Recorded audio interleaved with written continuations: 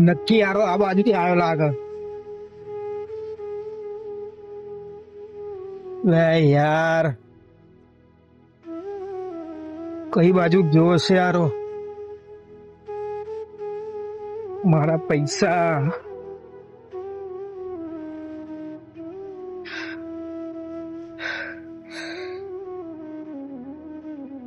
માંડ માંડ પૈસા ભેગા કર્યા હતા એક તો રમેલ માટે. કઈ બાજુ જોવો છે યારો? મેં ભુવાજીને વાતની જાણ તો કરી દઉં કે આવું આવું થયું.